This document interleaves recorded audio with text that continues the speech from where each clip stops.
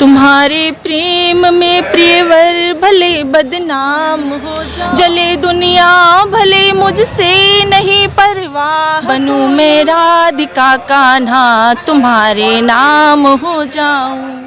रूपवती गुणवती अति मधुवाला मन को भाई गई, चल चित्रवंचा लाख चतुर ने नौके तीर। आज हम मौजूद हैं जनपद शाहजहानपुर के कस्बा पुबाया के पास में बड़ा गांव, जहां एक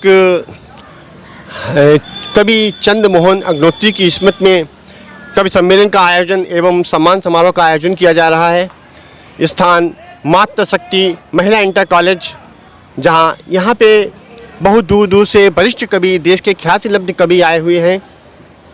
हम उनसे जानना चाहेंगे कि आप कविता के माध्यम से समाज को क्या संदेश देना चाहते हैं, संदेश आपकी कविताओं को सुनकर क्या अपने आप में बदलाव लाता है। इस संबंध में हम जानकारी लेना चाहेंगे। हमारे जो वरिष्ठ कवि आए हुए हैं, आए हम चलते हैं कवियों के पास।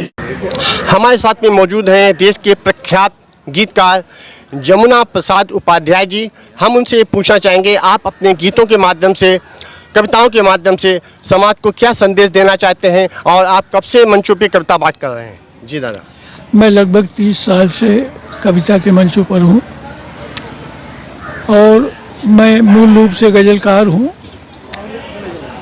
व्यवस्था पे व्यंग करता हूँ, जो समाज में विद्रूपताएँ हैं, जो राजनीति में खराबियाँ हैं, उस पर मैं व्यंग करता हूँ और किसी पार्टी के विरुद्ध नहीं, व्यवस्था के विरुद्ध मैं लिखता हूँ। और यही अब इसको आप सकारात्मक समझें या नकारात्मक समझें, मैं कभी को एक सशक्त विपक्ष के रूप में मानता हूँ कि जब सब लोग मौन हो तो कवि का दायित्व है कि वो मुखर होकर बात करे। कविता समाज को कहाँ तक बदलाव के दायरे में लाती है? देखिए, बदलाव एक कविता में सिर्फ कविता से नहीं आ सकता है। समाज का हर वर्ग चेतना उसमें विकसित हो, जागृत हो, ये कविता का दायित्व है। कविता क्रांति नहीं ला सकती है, लेकिन वो बदलाव के लिए आह्वान कर सकती है।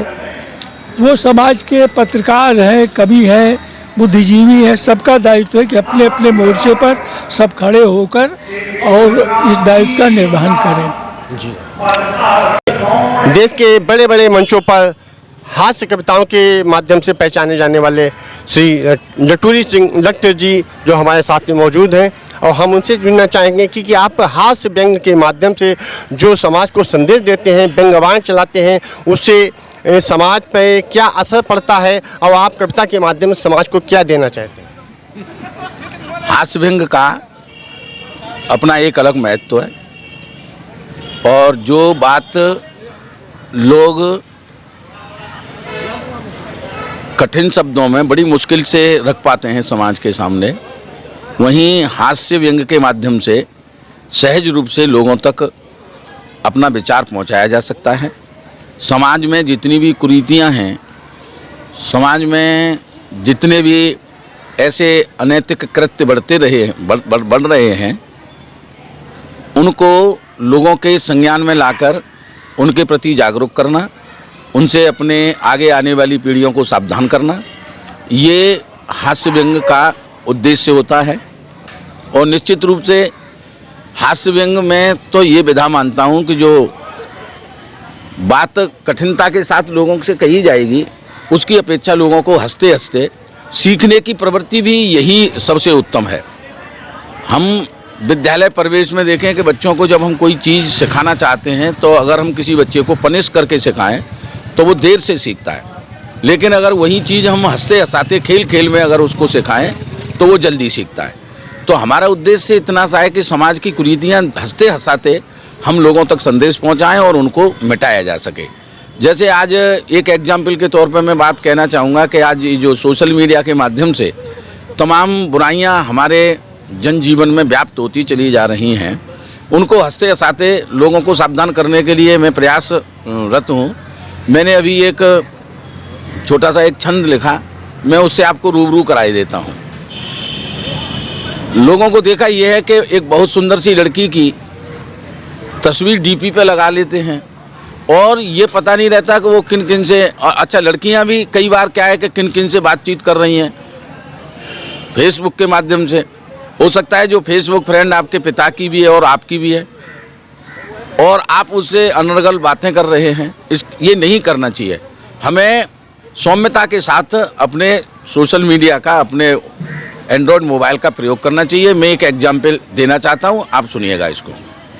रूपवती गुणवती अति मधुवाला मन को भाई गई। रूपवती गुणवती अति मधुवाला मन को भाई गई। चंचल चितवंचा लाख चतुर ने नौके तीर चलाई गई। फिर प्यार का पैग लगा करके दिल में तूफान उठाई गई। हमसे वादा था शादी का, चाची बन घर में आए गई। यानी ये स्थितियां हैं कि हो सकता है कि वो किससे बात करिए। इसलिए एंड्रॉयड मोबाइल को जब भी आप प्रयोग करें, मेरा इस कहने का अर्थ ये है कि जब भी आप अपने एंड्रॉयड मोबाइल को इस्तेमाल कर रहे हैं तो उसको बड़े सावधानी के साथ शिक्षाप्रद चीज़ों के लिए इस्तेमाल करें, न कि अपने मन के विकारों से समाज को दूषित करने के लिए इसका इस्तेमाल किया जाए। ये मेरा सबक है और हास्य के माध्यम से ये सहजता के साथ किया जा सकता है। मैं लिखा था कि अब ये उनकी अपनी किस्मत, जो बच रहे निशाने से, मीठे फल वाले पेड़ों को पत्थर मिले जमाने से। दुख के आंसू पीने वालों कुछ ऐसी तदबीर करो, जीना है तो हंसना सीखो चाहे किसी बहाने से। तो ये बहाने भर हो सकते हैं, लेकिन समाज में बहुत बड़ी छाप इनकी छूटती है। लोग उनको स्मरण रखते हैं और अपने जीवन से कुरीतियों को निकालने में ये हास्य की कविताएं, व्यंग की कविताएं मदद करती हैं। मेरा इतना मानना है, इसलिए मैं हास्य व्यंग को पूजा की तरह करता हूँ। बहुत बहुत धन्यवाद। आप साथ में मौजूद हैं बदायूं से पधारी कवित्री अंजलि श्रीवास्तव जी, और जो कि अपनी गज़लों के माध्यम से समाज को संदेश देना चाहती हैं और समाज की पीड़ा को भी अपनी गज़लों के माध्यम से उठाती हैं। हम उनसे पूछना चाहेंगे कि आप गज़लों के माध्यम से एक गज़लें कब से लिख रही हैं, गज़लों के माध्यम से समाज को क्या संदेश देना चाहती हैं? अंजलि जी नमस्कार सर। मैं गज़ल काफ़ी दिनों से लिख रही हूँ, 3 साल हो गए मुझे लिखते हुए, और मैं अधिकतर श्रृंगार रस में लिखती हूँ, प्रेम में लिखती हूँ, और हर जन की पीड़ा भी महसूस करके उसे लिखने का प्रयास करती हूँ। मैं चाहती हूँ जो भी कष्ट है उसे समझने का कोशिश करके मैं अपने रचनाओं में उतारूँ और हर व्यक्ति के अंदर तक पहुँचे, दिल तक उतरे, ताकि मेरा लेखन सार्थक हो। बस मेरा यही उद्देश्य है और कुछ नहीं। तुम्हारे प्रेम में प्रियवर भले बदनाम हो जाऊं, चूगर होठ से तेरे छलक कर जाम हो जाऊं। चूगर होठ से तेरे छलक कर जाम हो जाऊं।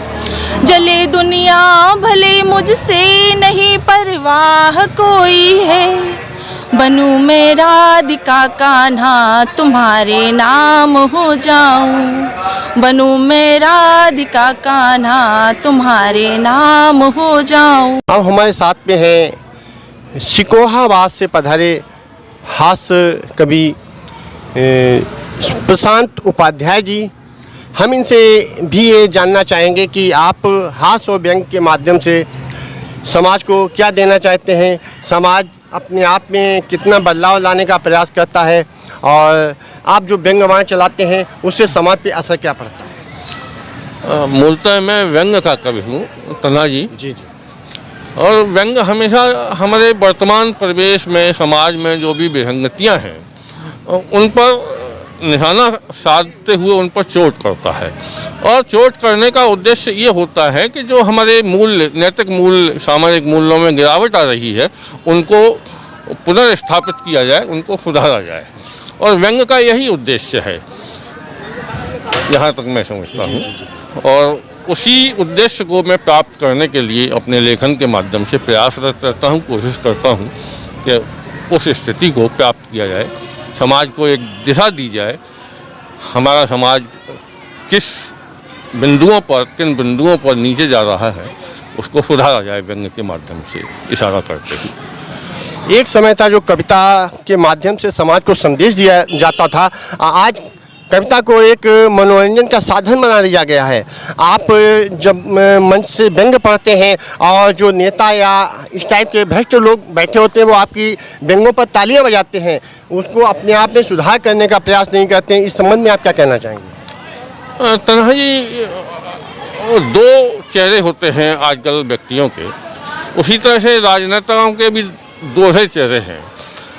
वो तालियां बजाने का जो उपक्रम करते हैं वो जनता को दिखाते हैं, कवियों को दिखाते हैं कि हम आपकी इस चोट को स्वीकार करते हैं, लेकिन आंतरिक रूप से उधर परिवर्तन नहीं करना चाहते, वो बदलाव नहीं लाना चाहते। क्षणिक दिखाने के लिए, क्षणिक प्रदर्शन के लिए वो तालियां बजाते हैं और फिर अपने रोज़मर्रा के ढर्रे में उसी में मस्त हो जाते हैं, व्यस्त हो जाते हैं।